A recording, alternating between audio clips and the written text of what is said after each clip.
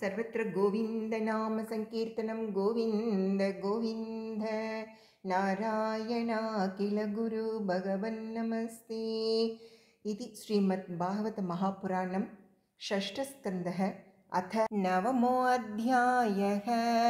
श्रीशुक उवाच तस्यासन् विश्वरूपस्य शिरांसि त्रीणि भारत सोमपीतं सुरापीतम् अन्नाधम् इति शुश्रुम स वै बर्हिषि देवेभ्यो भागं प्रत्यक्षमुच्चकैः अवदद्यस्य पितरो देवाः सप्रश्रयं नृप स एव हि ददौ भागं परोक्षम् असुरान् प्रति यजमानो वहद्भागं मातृस्नेहवशानुगः तद्देवहेलनं तस्य धर्मालीकं सुरेश्वरः आलक्ष्य तरसा भीतः तच्चीर्षान् यच्चिनदृशा सोमपीतं तु यत्तस्य शिरासीत् कपिञ्जलः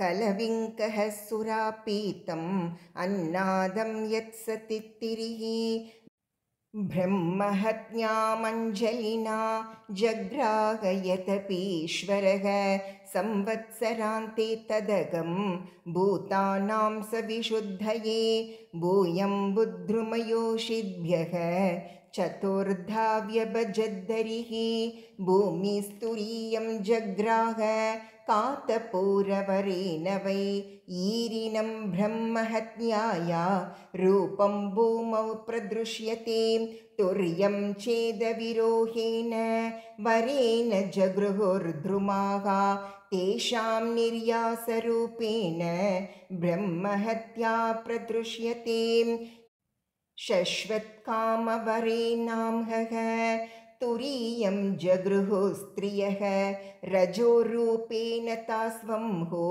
मासि मासि प्रदृश्यते द्रव्यभूयो वरेणापः तुरीयं जगृहुर्मलं तासु बुद्बुदपेनाभ्यां दृष्टं तद्धरति क्षिपन् हतपुत्रस्ततस्त्वष्टा जुहावेन्द्राय शत्रवे इन्द्रशत्रो विवर्धस्व मा चिरं जयि विद्विषम् अथान्वाहार्यपचनाद् उत्थितो घोरदर्शनः कृतान्त इव लोकानां युगान्तसमये यथा विश्वग्विवर्धमानं तम् ईशुमात्रं दिने दिने दग्धशैलप्रतीकाशं सन्ध्याभ्राणीकवर्चसं तप्तताम्रशिखाश्मश्रुं मध्याह्नार्कोघ्रलोचनं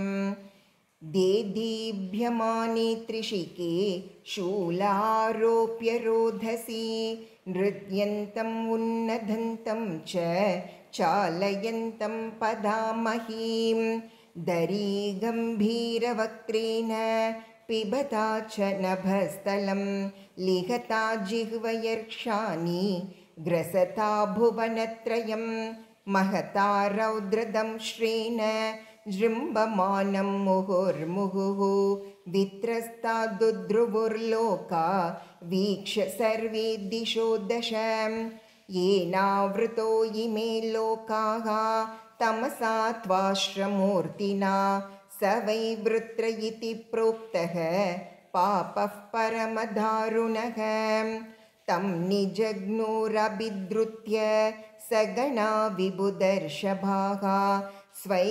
स्वैर्दिव्यस्त्रशत्रौघैः सोऽग्रसत्तानि कृत्स्नशः ततस्ते विस्मिता सर्वे विषन्नाग्रस्ततेजसः प्रत्यञ्चामादिपुरुषम् उपतस्तु समाहिताः देवाऊचुः वायुवम्बराज्ञक्षिप्तयस्त्रिलोका ब्रह्मादयो ये वयमुद्विजन्तः हराम यस्मै बलिमन्तकोऽसौ पिबेति यस्माद्धरणं ततो नः अविस्मितं तं परिपूर्णकामं स्वेनैव लाभेन समं प्रशान्तं विनोपसर्पत्य परं हि बालिशग श्वलाङ्गुलेनातितितर्ति सिन्धुं यस्योरुशृङ्गे जगतीं स्वनाभं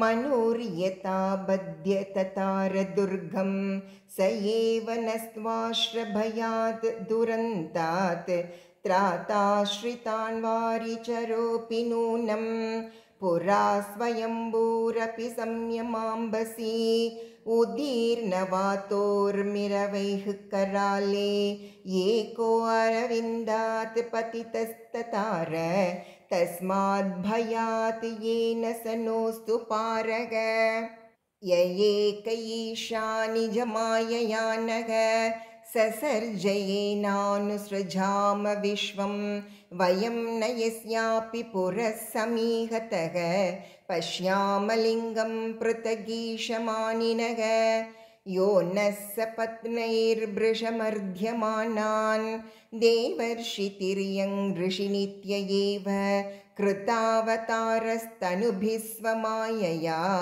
कृत्वात्मसात् पाति युगे युगे च तमेव देवं वयमात्मदैवतं परं प्रधानं पुरुषं विश्वमन्यं व्रजाम सर्वे शरणं शरण्यं स्वानां स नो धास्यति महात्मा।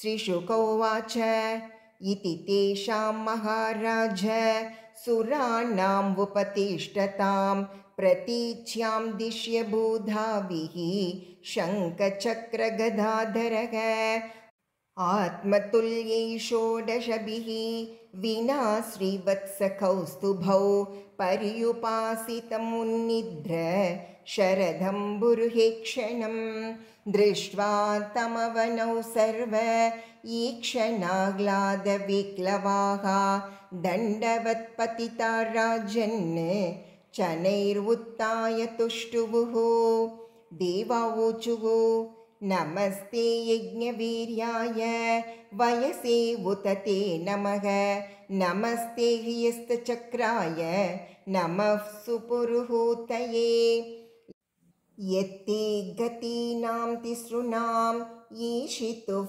परमं पदं नार्वाचीनो विसर्गस्य दातर्वेदितुमर्हति।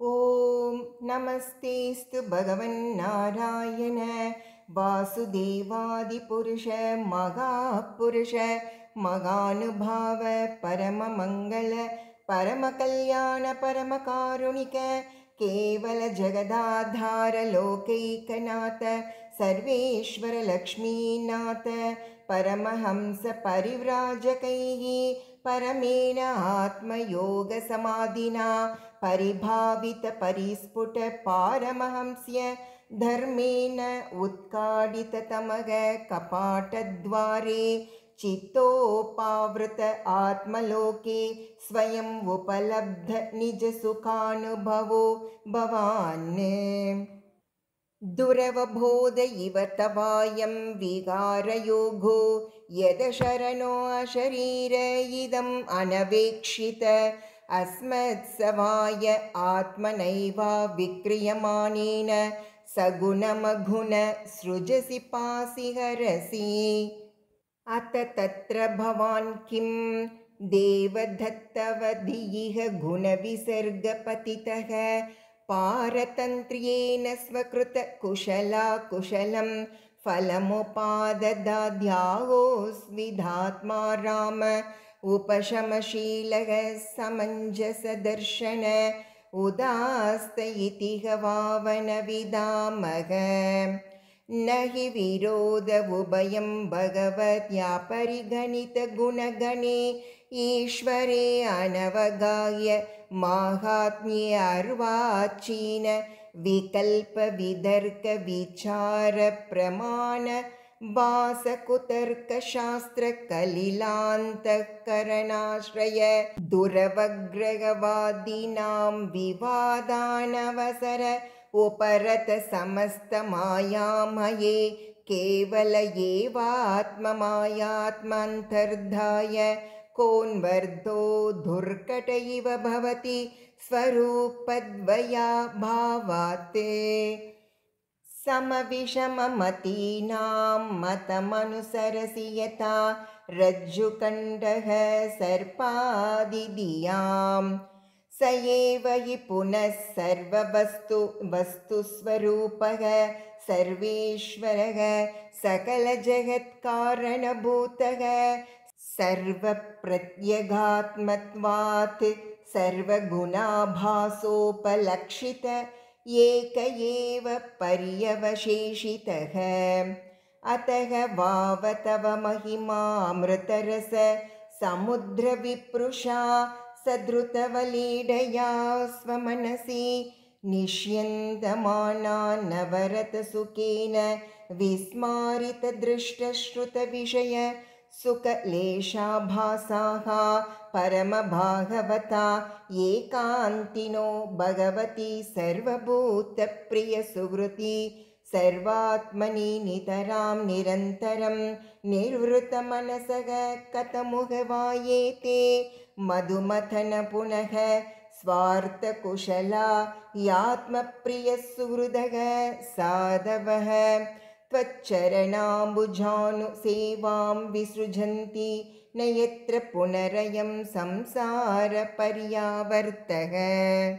त्रिभुवन आत्मभवन त्रिविक्रम त्रिनयन त्रिलोकमनोहरानुभाव तवैव विभूतयो दिदिजतनुजादयश्चापि तेषामनुपक्रम समयोऽयमिति स्वात्ममायया सुरनरमृगमिश्रित जलचराकृतिभिः यथा भरातं दण्डं दण्डधर दधर्त एवमेनमपि भगवञ्जहि त्वाश्रमुत यति मन्यसि।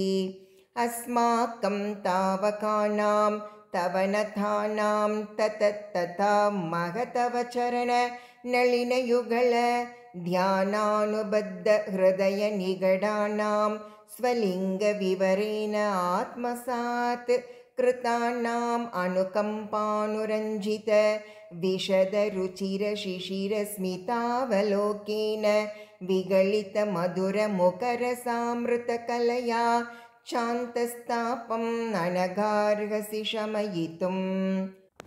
अत भगवंस्तवास्माभिः अखिल जगदुत्पत्तिस्थितिलयनिमित्तायमान दिव्यमाया विनोदस्य सकलजीवनिकायानाम् अन्तर्हृदयेषु बहिरपि च ब्रह्मप्रत्यगात्मस्वरूपेण प्रधानरूपेण च यथा देशकाल देहावस्थानविशेषं तदुपाधानोपलम्भ कथयानुभवतः सर्वप्रत्ययसाक्षिण आकाशशरीरस्य साक्षात् परब्रह्मणः परमात्मनः कियानिह वा अर्थविशेषो विज्ञापनीयः स्याद् विस्फुलिङ्गादिभिरिव हिरण्यरेतसः। अत एव स्वयं तदुपकल्पयास्माकं भगवतः परमगुरोस्तव चरणशतफलाश्चायां विविधवृजिन संसारपरिश्रम उपशमनीम् उपसृतानां वयं यत्कामेनोपसादिताः।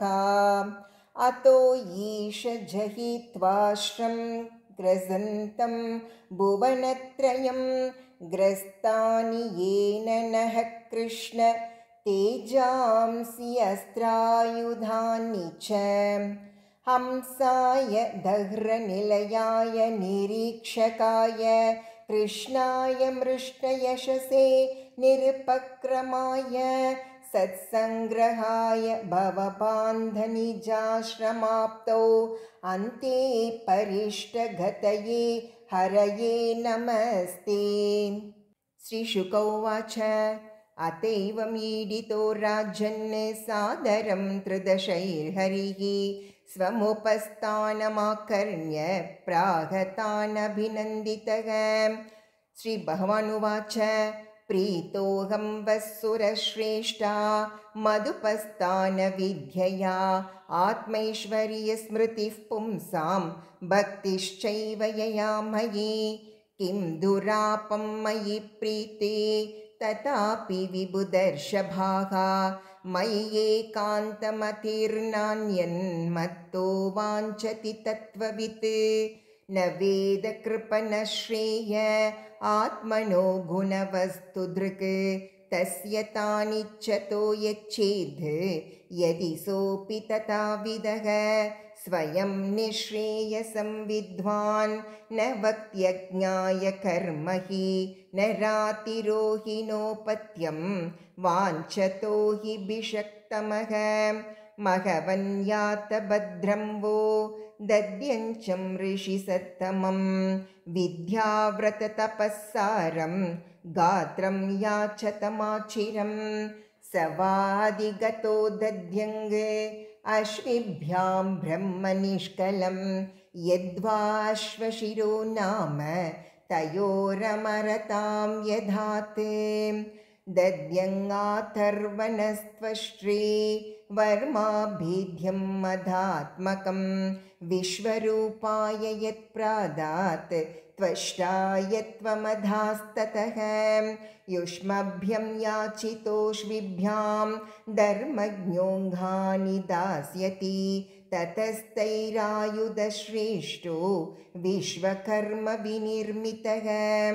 येन वृत्रशिरो हर्ता मत्तेज उपबृंहितः तस्मिन् विनिहते योऽयं तेजोस्त्रायुधसम्पतः भूयः प्राप्स्यत भद्रं वो न हिंसन्ति च मत्परान्।